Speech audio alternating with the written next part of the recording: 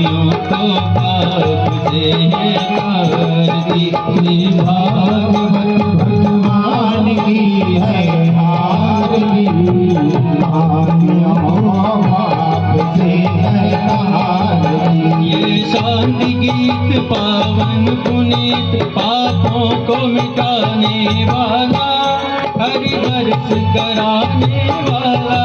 ये शांति गीत पावन पुनीत पापों को मिटाने वाला, हरि दर्श कराने वाला। ये सुख करनी ये दुख हरनी, ये सुख करनी ये दुख हरनी, ये सुख करनी ये दुख हरनी, ये सुख करनी ये दुख हरनी। श्री मधुसूदन की आरती, पापियों को पाप से है तारती। श्री भागवत भगवान की है आरती, पापियों को पाप से है तारती। ये मधुर बोल रघुनंदन बोल, जन्मार्ग बताने वाला, प्रेमी को बनाने वाला। ये मधुर बोल सतपंथ खोल, सन्मार्ग दिखाने वाला, प्रेमी को बनाने वाला। श्री राम यही घनश्याम यही, श्री राम यही घनश्याम यही, श्री राम यही घनश्याम यही, श्री राम यही घनश्याम यही।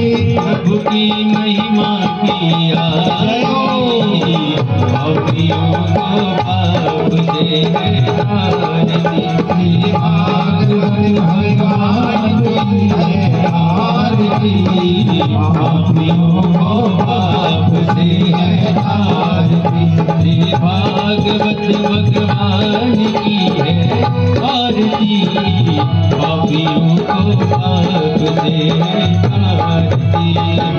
छोड़ लो करुणा भयान, संसार सारम भुजगेन्द्रहारम, रामचंद्रम जनार्दनम, भवानी सहितं नमामि। मंदारमाला तुलसालकाय, कपालमाला कृतशेखराय, दिगंबराय दिगंबराय, नमः शिवाय नमः शिवाय। त्वमेव माता सविता त्वमेव, त्वमेव बन्धो त्वमेव, त्वमेव पिता त्वमेव, त्वमेव सर्वं त्वमेव देव, त्वमेव सर्वं त्वमेव देव।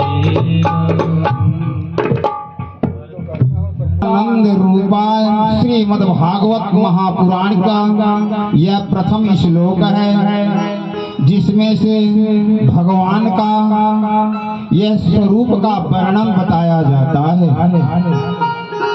सच्चिदानंद रूपाय, सत्य है क्या इस संसार में कि सत्य है भगवान, बाकी सब यह असत्य है। यह दुनिया असत्य है, घर असत्य है, दुनिया का जितने भी वैभव हैं यह सब असत्य है। ये सत्य और चित और आनंद ये है किसमें? भगवान में। सच्चिदानंद रूपाय, हे प्रभु आप ही सत्य हैं, आप ही चित हैं, आप ही इस संसार को आनंद देने वाले हैं, तो आपको बारंबार प्रणाम है। इस प्रकार से श्री हरि शरणम श्री महारि शरणम। ओम तत्र पात्र विनाशाय श्री कृष्णाय यम प्रज्ञान मनुपेत ममेत कृता सोपानयो विरह कार्यत्माय पुत्रेण तन्मातरया तन्नवेदे स्वयं सर्वभूतेषु हृदयं मानेस्यम् नैमिष्य सूत श्रीमान यज्ञ मायतायां कथायां सखा स्वदेश संगति सुनया। जो ये श्रीमद् भागवत महापुराण का जो ये फल है, सभी शास्त्रों का फल को एक तरफ तराजू में तौला जाए और ये कथा के सारांश को रखा जाए तो इसका पलड़ा भारी हो जाता है। दुनिया का वैभव कम हो जाता है, परंतु जो ये सत्य है, चित है, आनंद है, इसका पलड़ा भारी हो जाता है। और श्री हरि शरणम। तो जब यह भागवत का अर्थ है कि भागवत है क्या, भागवत किसे कहते हैं? लोग कहते हैं कि हमें भागवत सुनना है। भा का मतलब है भक्ति, गा का मतलब क्या है? ज्ञान। भक्ति और ज्ञान। अब बा का मतलब है बन, ता का मतलब है तपस्या। भागवत का अर्थ क्या है? भक्ति, ज्ञान और तपस्या।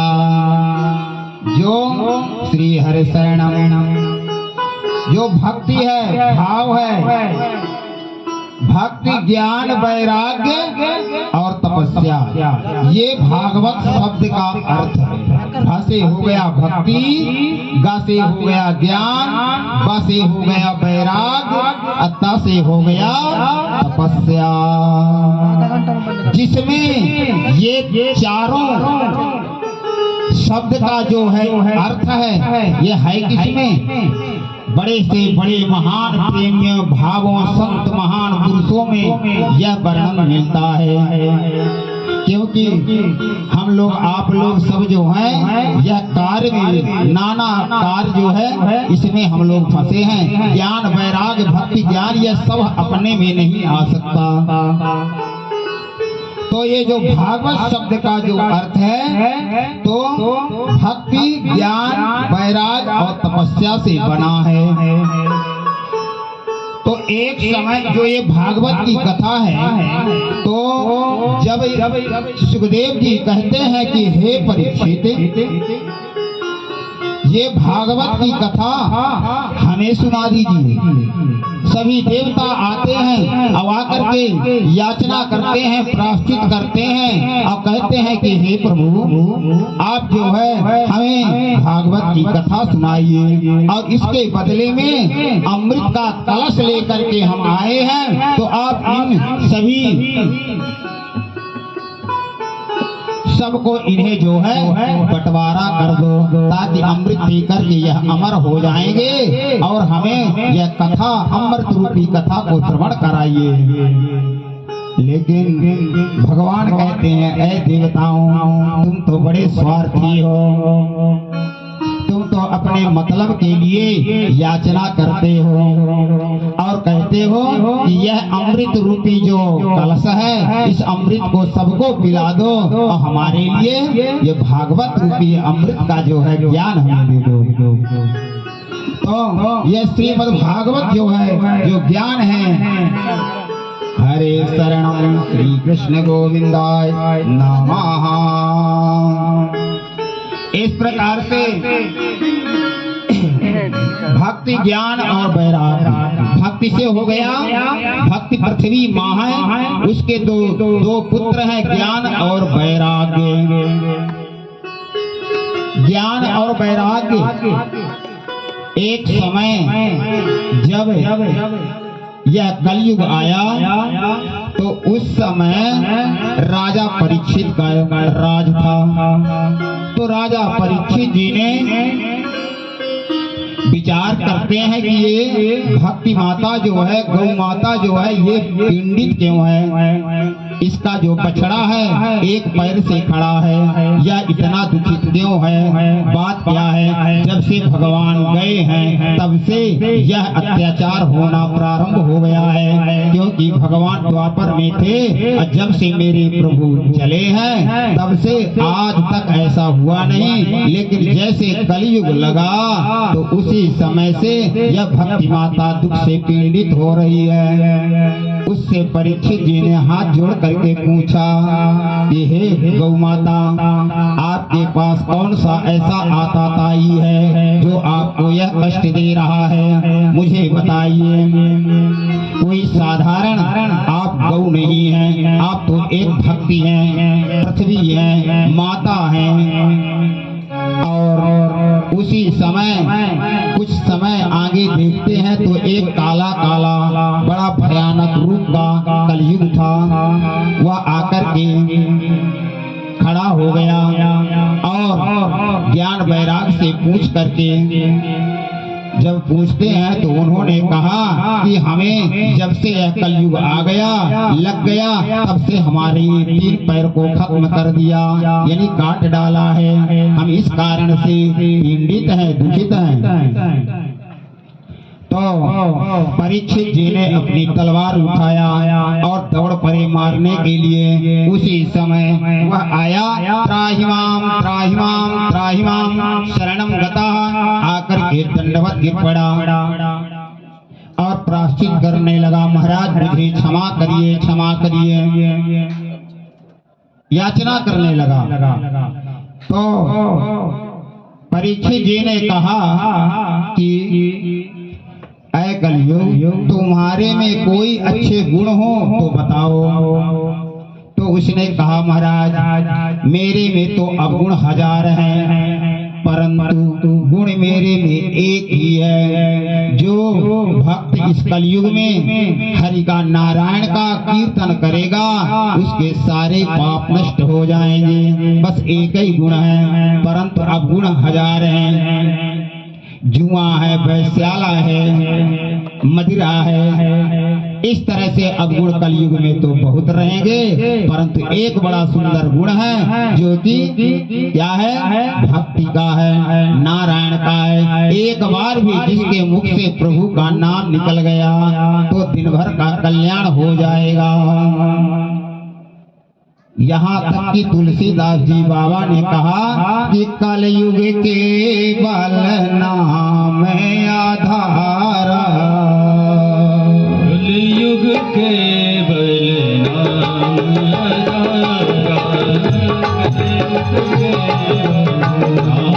आधारा, कलयुग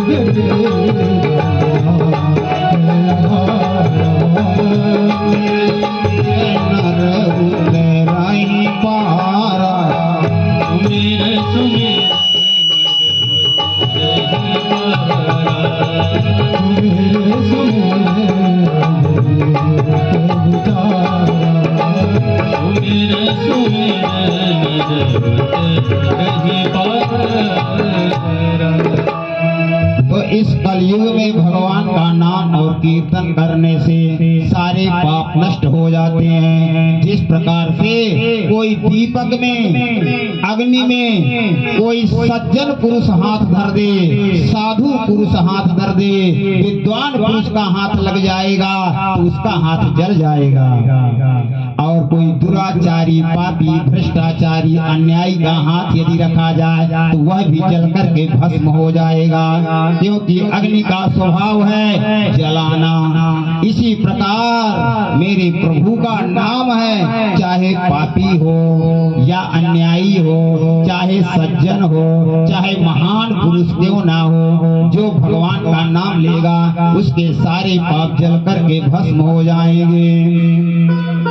इस प्रकार से यह कलयुग में सुखदेव जी कहते हैं कि बाबा परीक्षित, यह कथा मनुष्य को श्रवण करना चाहिए। यह कथा जो है मनुष्य को समय आने पर साथ देने वाली है। संसार में यदि सत्य है तो भगवान की कथा है, बाकी सब दुनिया का वैभव असत्य है। यहाँ तक कि बताया जाता है कि यदि प्रेत को कथा सुनाया जाए तो वह प्रेत की मुक्ति हो जाती है। हमारे श्रीमद् भागवत में बताया है कि हर शरणम हर शरणम अत्र ते कीर्तिष्यामे इतिहासं पुरयानताम् यस्य श्रवणं मात्रेण पापहानि प्रजायते। ये बताया जाता है पुरानी इतिहास है। एक तुंगभद्रा नदी के किनारे आत्मदेव नाम के महाराज रहते थे। उनके रानी का नाम था धुंधली और उनके पुत्र नहीं थे। जब संतान नहीं था तो वह बड़े दुखित होते हैं और दुखित होकर के वह उनके मन में आया कि हमारे संतान नहीं है तो बिना संतान का जीना ठीक नहीं है। वह आत्महत्या करने के लिए वन में चले जाते हैं और जोर जोर से रोने लगते हैं। उसी समय एक संत जी ने पहुंचे। संत जी को देख करके वह जोर जोर से रोने लगा और संत जी ने कहा, अरे बेटा तू रोता क्यों है, क्या बात है? तो उसने कहा कि महाराज मेरे संतान नहीं है, मैं संतान विहीन हूँ। तो संत जी ने कहा, अरे भैया बेटा और बेटी के चक्कर में क्यों पड़ा है? यह संसार में कोई साथ देने वाला नहीं है। जिसके 10-5 बेटा बेटी है तो उनसे पता करिए कि तुम्हारी क्या गति होती है। तो वह जोर जोर से रोने लगा। तो महात्मा जी ने कहा कि तुम्हारे तो एक जन्म की बात क्या, 7 जन्म तेरे पुत्र नहीं है। लोग बातार्य पूरा प्राणेशो वज्रवाल विकाहा सूरा चग्रह आदेशेषु कृपया काल है प्रिया। और जो उनकी स्त्री है बड़ी क्रूरा स्वभाव की है, दुष्ट स्वभाव की है, हमेशा एक दूसरे से झगड़ा करती रहती है। परंतु वह बड़ा दुखित होते हैं और दुखित होकर के वह चलते हैं। और उस समय वह धुंधली वह सोचने लगी कि मेरे महाराज कहाँ गए। और वह जब जोर जोर से रोने लगा तो उसी समय भगवान यानी श्री साधु जी ने कहा कि तुम्हारे 7 जन्म पुत्र नहीं है, 7 जन्मा विधे तव पुत्रो नैव च नैव च। अरे भैया तेरे एक जन्म की बात क्या, 7 जन्म तेरे बेटा नहीं होगा। तो वह जोर जोर से मूर्ख को अपने सिर को पटकने लगा। अब कहने लगा कि महाराज मैं मर जाऊंगा, अब मर जाऊंगा तो आपको हत्या लगेगी। आप जब इतना जानते हैं कि मेरे 7 जन्म बेटा नहीं होगा तो आप देने के लिए भी क्षमता है, आप दे भी सकते हैं। तो महाराज आप मुझे बेटा दीजिए। तब महात्मा को दया आ गई और एक अपने कमंडल से फल निकालते हैं और निकाल करके उसे देते हैं कि हे ब्राह्मण जाओ आत्मदेव इस फल को ले जाओ और अपने स्त्री को धुंधली को प्रसाद में दे देना, तो वह गर्भवती हो जाएगी और तुम्हारे बेटा होगा। आज वह धुंधली इस फल को उठाती है और बढ़िया सुंदर देखती है। फल भक्षेण गर्भ यद गर्भो भरे विकाया स्वल्प भक्ष ततो भक्ति रहा कार्य कथम भवेत। अरे वह इस फल को देख करके सोचने लगी कि बताओ यह फल जो है इसे यदि मैं खाती हूँ प्रसाद के रूप में, क्योंकि मेरे पतिदेव ने कहा है इसको खा लेना तो तुम्हारे गर्भ होगा। अरे महाराज ने वास्तव में खाई गाऊंगी तो मेरा धीरे बढ़ने लगेगा, बच्चे ने में मुझे पीड़ा हुई उतार के मुझे करना, जब मेरा तो लोग देख कर पीड़ा करेंगे। यदि मेरे घर अग्नि यदि लगी तो मैं असमर्थ होगी। नाना प्रकार के मन में सोने लगी फल को ना खाना पड़े। और कुछ समय के बाद उसकी बहन धुंधली बहन और अपने भाई बहन फल इस फल को खाओगी तो खाओगी क्या होगा? इस फल को खाऊंगी क्योंकि यदि दो बच्चा देना सेना पेगा लोग क्या करेंगे और लग जाएगी भगने में जाऊंगी। मेरी छोटी बहन ने कहा ऐसा तो खाल होगी क्योंकि जो महात्मा है ये साकार रूप होता है, कभी मिलते हैं जो साधु महात्मा वाणी क्या कभी नहीं होती। तो आप इस फल को पाइए। अंत समय वह कहती है ना ना ना मैं इस फल को खाने वाली नहीं हूँ। तो वह बहन भी सोचने लगी कि ठीक है आप इस फल को नहीं खाना और ताकि मेरे पेट में गर्व है चाहे तो मैं अपना बच्चा तुम्हें दे, इस बच्चे का लालन पाना को गोद दूंगी मेरा यहाँ है। ऐसा उसकी बहन बोली। इस समय उसको नहीं खाती। बहन बोली तो मेरी इस फल में ताकत है अपने गाय को खिला दो। यदि ताकत है सत्य है बच्चा होगा तब हम बहनों ने कहा अंत समय खाती है और इस फल को दे देती है। उसके बाद उसके बहन को ला करके खो दी। अब बहन सुंदर इस बच्चे को लड़ने लगती है। जब अब बच्चा आया रोने आई उस वक्त के लोग सोचने लगे कि बात हमारे बच्चा हुआ है के बाद आने लगी और 1 महीने के बीच बच्चा हो गया। ब्राह्मण जवान के फल में तत्व है। जब बच्चे के दुकान बड़े होने के कारण उसका नाम गोकर्ण रखा गया। अब इन दोनों का नामकरण होने लगा। उस समय श्री गोविंद गोविंद परमात्मा गोविंद हरि कृष्णाय गोविंदाय नमः हरे शरणम हरि। अब जब बच्चा हरि ओम नारायणं क्रम तिष्ठं ब्रूहि या जब धीरे धीरे तो उसका नामकरण हुआ तो उसकी मां ने मेरा है